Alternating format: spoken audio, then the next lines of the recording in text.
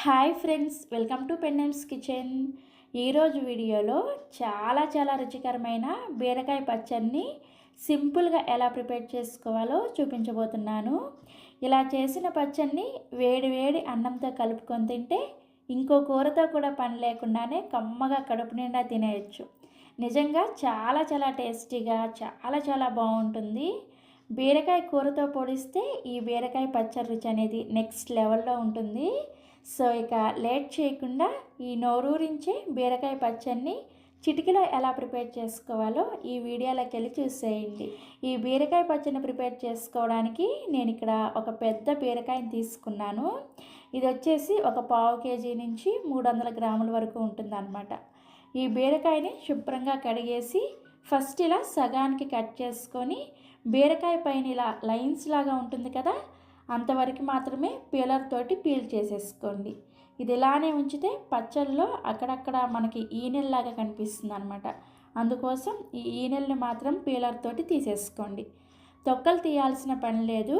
ఈ విధంగా ఈనెల్ని తీసుకొని ఇప్పుడు ఈ బీరకాయని ముక్కలుగా కట్ చేసుకొని రెడీగా పక్కన పెట్టుకోండి. కేవలం బీరకాయ తొక్కతోటి కూడా మనం రుచికరంగా పచ్చడిని ఎలా ప్రిపేర్ చేసుకోవచ్చో నేను ఇంతకుముందు వీడియోలో చూపించాను. మీలో ఎవరైనా ఆ వీడియో చూడాలి అనుకుంటే ఈ వీడియో కింద డిస్క్రిప్షన్లో లింక్ ఇస్తాను, ఒకసారి చెక్ చేయండి. ఎప్పుడైనా మీరు బీరకాయ కూర చేసేటప్పుడు తొక్కను ఎక్కువగా తీసేస్తూ ఉంటారు కదా, ఆ టైంలో తొక్కను పడేయకుండా ఆ తొక్కల పచ్చడిని ఒకసారి ప్రిపేర్ చేసుకోండి. చాలా కమ్మగా ఉంటుందన్నమాట ఆ తొక్కల పచ్చడి కూడా. బీరకాయ తొక్కలో మనకి అధిక శాతంలో ఫైబర్ ఉంటుంది కాబట్టి ఇది అరుగుదలకి చాలా బాగా ఉపయోగపడుతుంది అనమాట. ఈ పీచు పదార్థం అనేది మనకి వెయిట్ లాస్కి కూడా బాగా ఉపయోగపడుతుంది. సో ఎప్పుడైనా సరే బీరకాయ తొక్కని పడేయకుండా ఆ విధంగా పచ్చడి చేసుకోండి. లేదంటే ఈ విధంగా బీరకాయతో కూడా పచ్చడి ప్రిపేర్ చేసుకోవచ్చు. సో ఇలా బీరకాయ ముక్కల్ని కట్ చేసుకొని రెడీగా పక్కన పెట్టుకోండి. నెక్స్ట్ స్టవ్ మీద ఇలా ఒక ప్యాన్ పెట్టుకొని ప్యాన్ వేడైన తర్వాత ఇందులోకి 2 టేబుల్ స్పూన్ల వరకు నూనె వేసుకొని వేడి చేసుకోండి. నూనె వేడైన తర్వాత ఇందులోకి 1 టేబుల్ స్పూన్ దాకా పచ్చిశనగపప్పు, 1 టీ స్పూన్ దాకా మినపగుళ్ళను వేసుకొని వీటిని లో టు మీడియం ఫ్లేమ్లో కొద్దిగా దూరగా వచ్చేంత వరకు వేయించుకోండి. ఇవి ఇలా కొంచెం వేగిన తర్వాత ఇందులోనే మీరు తినే కారానికి తగ్గట్టుగా ఒక 8 నుంచి 9 వరకు పచ్చిమిర్చిని ఇలా కొంచెం ముక్కలుగా కట్ చేసుకొని వేసుకోండి. పచ్చిమిర్చి ఇన్నే వేసుకోవాలనేం లేదు, మీరు తినే కారానికి తగ్గట్టుగా, అలాగే మీరు వాడే పచ్చిమిర్చి అనేది ఎంత ఘాటుగా ఉన్నాయో చూసుకొని దాన్ని బట్టి వేసుకోండి. సో పచ్చిమిర్చిని వేసుకొని వీటిని కూడా లో ఫ్లేమ్లో కొద్దిగా ఫ్రై చేసుకోండి. చూసారా, మనకి పచ్చిమిర్చి అనేది ఇలా కొంచెం తెల్లగా వేగిన తర్వాత ఇప్పుడు ఇందులోకి 2 రెమ్మల వరకు కరివేపాకును కూడా వేసుకొని కరివేపాకు క్రిస్పీగా అయ్యేంత వరకు వేయించుకోండి. సో కరివేపాకు ఇలా క్రిస్పీగా అయిన తర్వాత వీటిని ఒక ప్లేట్లోకి వేసుకొని రెడీగా పక్కన పెట్టుకోండి. ఇప్పుడు ఇదే నూనెలోకి మనం ముందుగా కట్ చేసి పక్కన పెట్టుకున్న బీరకాయ ముక్కల్ని వేసుకొని ఒకసారి కలుపుకొని ఇందులోకి ఒక పెద్ద పండిన టమోటాని ఇలా ముక్కలుగా కట్ చేసుకొని వేసుకోండి. ఇందులో టమోటా వేసుకోవడం అనేది ఆప్షనల్ మాత్రమే, మీకు నచ్చితే వేసుకోండి, లేకపోతే స్కిప్ చేసినా కానీ నో ప్రాబ్లం. బట్ టమోటా ఇలా ఒక్కటి వేసుకున్నారంటే ఈ పచ్చడి రుచి అనేది మరింత బాగుంటుంది అనమాట. సో ఇలా టమోటాని కూడా వేసుకొని ఒకసారి కలుపుకొని ఇందులోనే రుచికి సరిపడా ఉప్పుని, అలాగే ఒక పావు టీ స్పూన్ అంతా పసుపును కూడా వేసుకొని కలుపుకోండి. ఇలా ముందుగానే ఉప్పు వేసుకున్నామంటే మనకి బీరకాయ ముక్కలు తొందరగా మగ్గిపోతాయి అన్నమాట. సో ఒకసారి కలుపుకున్న తర్వాత మూత పెట్టేసి ఈ బీరకాయ ముక్కల్ని ఒక 7 నుంచి 8 నిమిషాల పాటు లో టు మీడియం ఫ్లేమ్లో ఉడికించుకోండి. మధ్యలో మూత తీసి కలుపుకుంటూ ఉడికించుకోవాలి.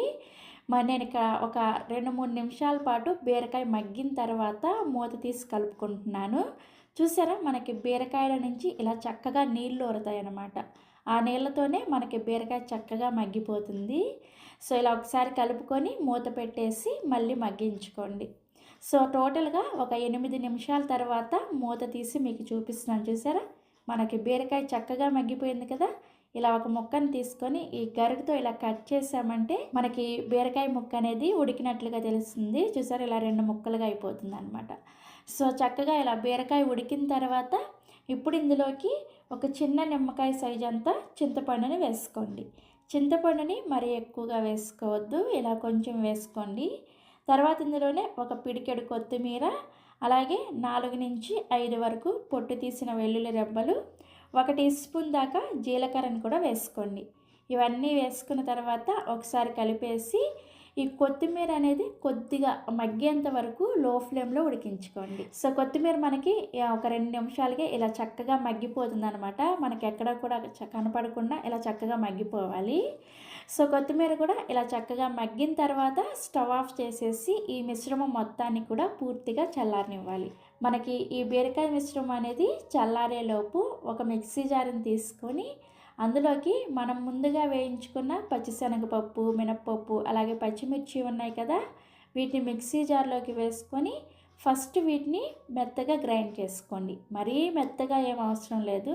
చూసారా, ఇలా కొంచెం బరకగా అయినా సరే గ్రైండ్ చేసుకోవచ్చు. సో ఇలా గ్రైండ్ చేసుకున్న తర్వాత ఇప్పుడు ఇందులోకి పూర్తిగా చల్లారబెట్టుకున్న బీరకాయ టమోటా మిశ్రమాన్ని వేసుకొని కొంచెం కోర్సుగా ఈ పచ్చడిని గ్రైండ్ చేసుకోండి. మరీ మెత్తగా పేస్ట్ లాగా కాకుండా ఇలా కొంచెం బరకగా గ్రైండ్ చేసుకున్నారంటే మనకి ఈ పచ్చడి అనేది రోట్లో దంచినట్లుగా చాలా బాగా వస్తుందన్నమాట. మీకు వీలైతే ఈ పచ్చడిని రోట్లోనే రుబ్బుకొని తీసుకోండి. ఈ పచ్చడి అనేది అప్పుడు మరింత టేస్టీగా ఉంటుంది. ఇప్పుడు ఈ పచ్చడి టేస్ట్ అనేది మరింత పెరగడం కోసం ఈ పచ్చడికి ఖచ్చితంగా తాలింపుని పెట్టుకోవాలి. దానికోసం స్టవ్ ఆన్ చేసి ప్యాన్ పెట్టుకొని అందులోకి 1 టేబుల్ స్పూన్ వరకు నూనె వేసుకొని వేడి చేసుకోండి. నూనె వేడైన తర్వాత 1/2 టీ స్పూన్ చొప్పున ఆవాలు, మినపగుళ్ళు, పచ్చిశనగపప్పు అండ్ జీలకర్ర, ఈ 4 ఒక్కొక్కటి 1/2 టీ స్పూన్ చొప్పున వేసుకొని వీటిని లో ఫ్లేమ్లో కొద్దిగా ఫ్రై చేసుకోండి. సో మనకి ఈ తాలింపు దినుసులు ఇలా చక్కగా ఫ్రై అయ్యేటప్పుడు ఇందులోనే 2 ఎండుమిర్చిని కూడా ఇలా సగానికి తుంచుకొని వేసుకోండి.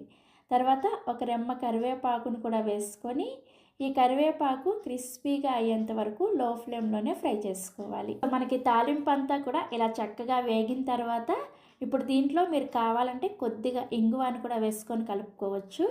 నేనైతే ఇంగువను వేయలేదనమాట. స్టవ్ ఆఫ్ చేసేసి మనం ముందుగా గ్రైండ్ చేసుకున్న ఈ బీరకాయ పచ్చడిని వేసుకొని ఈ తాలింపు అంతా కూడా బీరకాయ పచ్చడికి పట్టేటట్లుగా బాగా కలుపుకోండి. సో తాలింపు అంతా కూడా ఇలా పచ్చడికి పట్టేటట్లుగా కలుపుకొని సర్వింగ్ బౌల్లోకి తీసుకొని ఈ పచ్చడిని వేడి వేడి అన్నంతో ఒక్కసారి ట్రై చేసి చూడండి.